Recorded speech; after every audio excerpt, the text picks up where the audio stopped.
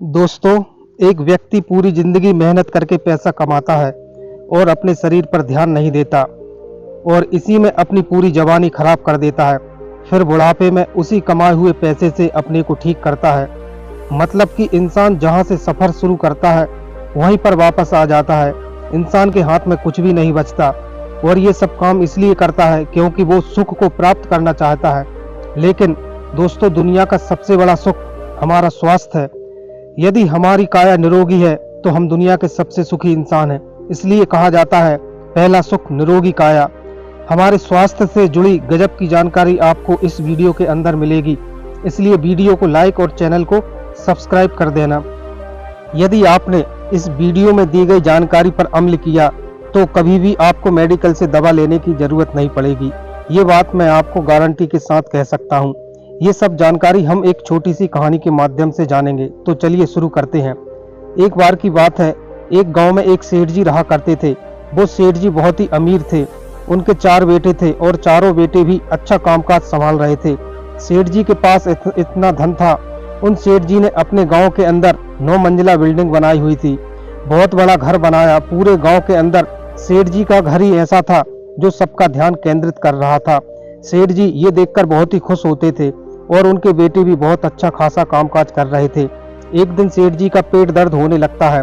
सेठ जी का पेट दर्द इतना तेज हो रहा था कि सेठ जी ना तो चैन से बैठ पा रहे थे और ना ही सो पा रहे थे।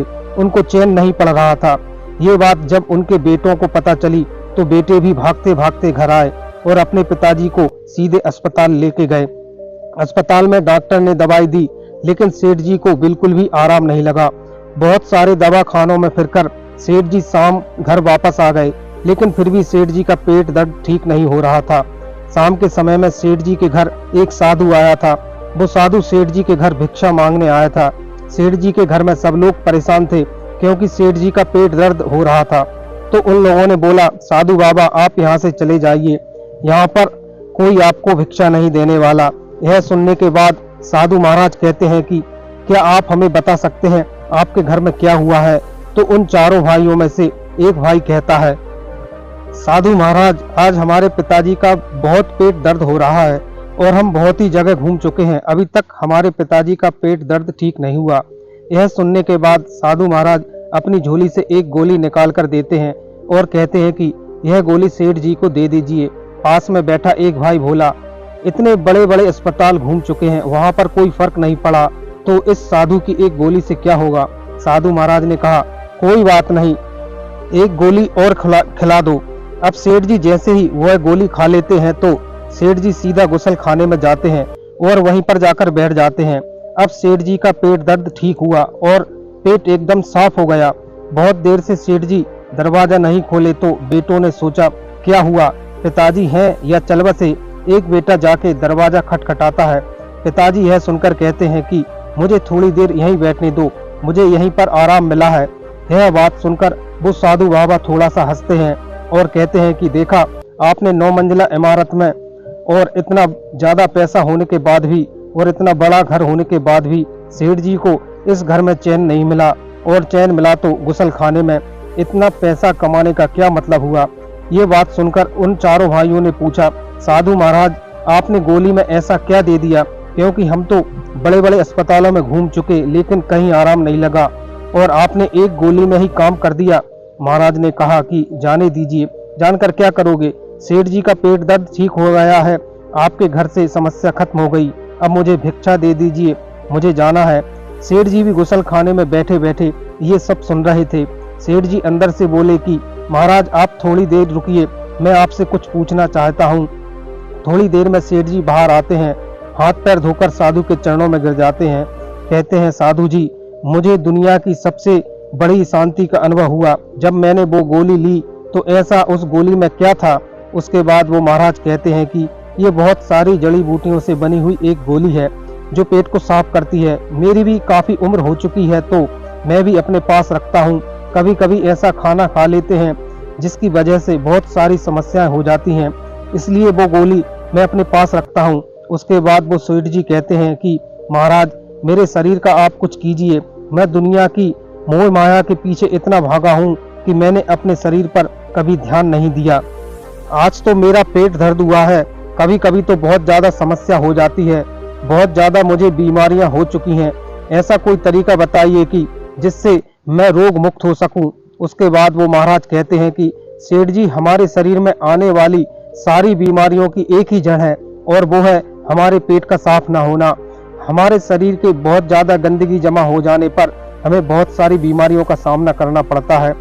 एक बहुत ही प्रभावी तरीका है जिसको साल में 3 या 4 बार ही करना पड़ता है, उससे व्यक्ति का शरीर पूरी तरह से साफ हो जाता है। वो तरीका मैं आपको बताऊंगा, और उससे पहले मैं आपको ये बता देता हूँ कौन कौन सी चीजें आपको नहीं खानी जिससे आपके शरीर के अंदर गंदगी जमा नहीं होगी। यदि गंदगी जमा नहीं होगी तो कोई रोग या पीड़ा आएगी ही नहीं। और जिस व्यक्ति के शरीर में गंदगी जमा हो चुकी है वो इस तरीके को अपनाकर अपने शरीर को पूरी तरह से साफ कर सकता है। हमारे शरीर के अंदर 3 जगहों पर गंदगी जमा होती है। पहला है आहार नाल, दूसरा पेट में, तीसरा आंतों के अंदर। इन तीनों जगह यदि गंदगी ज्यादा समय तक जमी रहती है तो वो फैलने लगती है। किडनी में, फेफड़ों में, हृदय में इसके आसपास जमा होने लगती है और हमारे खून को भी गंदा कर देती है। इस गंदगी को जल्दी से साफ करना बहुत जरूरी है। हम जो खाते हैं उसी से गंदगी पैदा होती है। हम क्या खा रहे हैं इस पर बहुत ज़्यादा ध्यान देने की ज़रूरत है।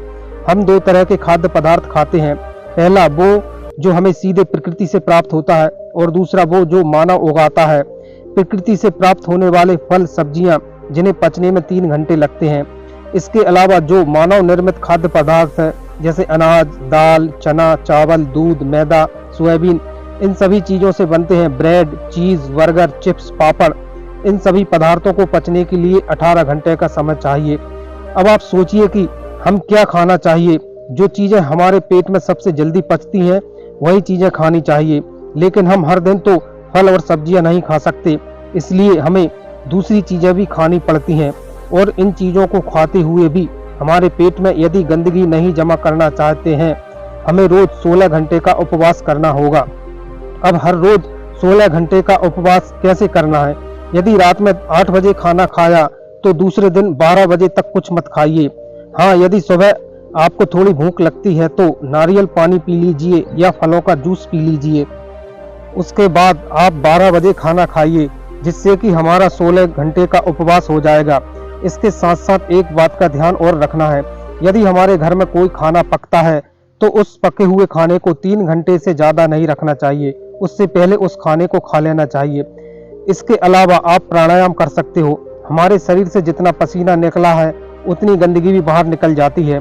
फिर भी यदि शरीर में ज़्यादा गंदगी जमा हो गई है तो उसे साफ करने का तरीका आपको बताता हूँ।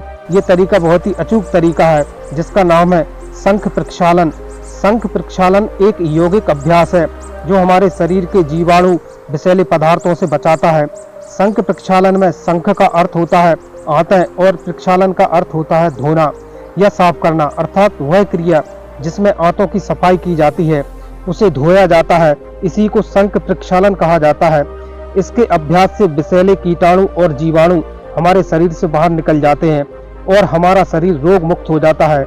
आइए जानते हैं इसको करना कैसे है। शंख प्रक्षालन करने के लिए शाम को आप 10 से 12 गिलास पानी गर्म करके रख देना। याद रखना पानी एकदम शुद्ध हो। सुबह जल्दी उठकर उस पानी को थोड़ा सा गर्म कर लेना है और उसमें थोड़ा सा सेंधा नमक डाल दें। उसके बाद उस पानी को लेकर आपको कागा आसन में बैठना है। उसके बाद 2 गिलास पानी पीना है। इस क्रिया में पानी मुंह से आहार नाल तक पहुंच जाता है। इसके बाद छोटी आंत से होते हुए बड़ी आंत तक पहुंचता है और फिर गुदा द्वार से बाहर निकल जाता है।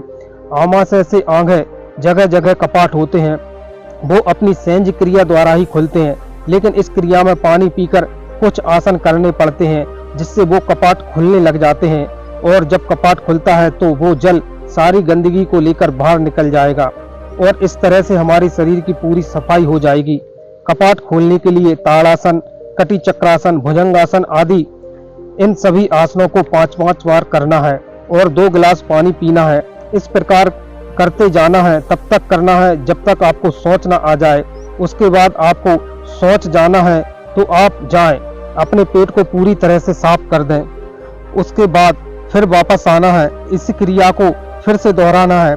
यदि एक बार में आपका पेट साफ हो जाता है तो आप रुक मत जाना, क्योंकि शरीर की गंदगी उस समय तक साफ नहीं होगी। आपको इस क्रिया को 3-4 बार दोहराना है, पानी पीना है और ये सब आसन करने हैं। आपको फिर से सोच आएगा तो फिर से सोच जाना है। पेट साफ करने के लिए एक दिन में 5 से 4 बार इस क्रिया को दोहराना है। इसको 4-5 दिन तक करना है।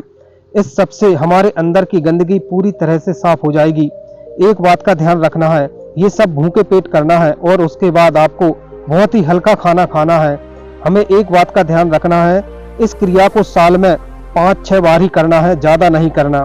उसके बाद वो साधु महाराज कहते हैं, मैंने जो जो आपको बताया उसे विधि पूर्वक करना है। यदि आप ऐसा करते हैं तो आप कभी भी बीमार नहीं पड़ोगे। और उसके बाद वह साधु चला जाता है।